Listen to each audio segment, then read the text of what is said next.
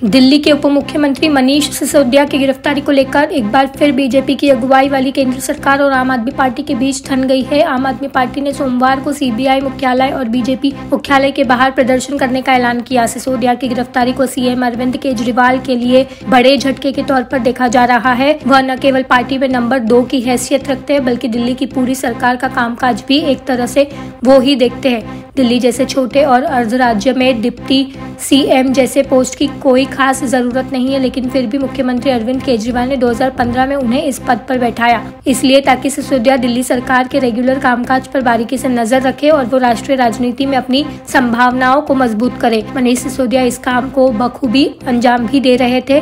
तो आइए एक नजर अरविंद केजरीवाल के सबसे भरोसेमंद सहयोगी मनीष सिसोदिया के अब तक के सफर पर डालते हैं। मनीष सिसोदिया का जन्म हापुड़ जिले के फगोटा गांव में 5 जनवरी 1972 को हुआ था। उनके पिता एक शिक्षक थे। सिसोदिया की शुरुआती पढ़ाई लिखाई गांव में ही हुई।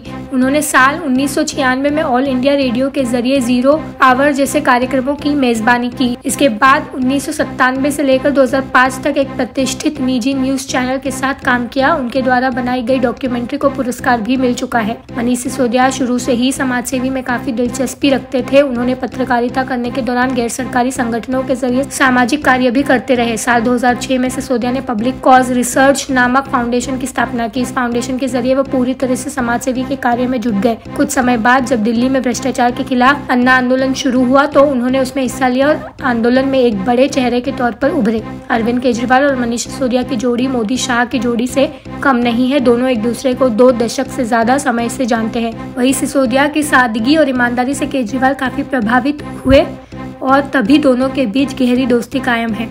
आप में आज मनीष सिसोदिया को केजरीवाल के हनुमान के तौर पर देखा जाता है। उनके पास दिल्ली सरकार में 18 से अधिक विभाग है। डिप्टी सीएम मनीष सिसोदिया की काफी उपलब्धियां भी रही है। बतौर शिक्षा मंत्री दिल्ली के सरकारी स्कूलों का जिस प्रकार उन्होंने कायाकल्प किया, उसकी चर्चा अंतर्राष्ट्रीय स्तर पर भी हुई। तमिलनाडु जैसे देश के अन्य राज्यों के सीएम और एजुकेशन मिनिस्टर दिल्ली का शिक्षा मॉडल देखने आ चुके हैं। सिसोदिया को सर्वश्रेष्ठ शिक्षा मंत्री का पुरस्कार भी मिल चुका है।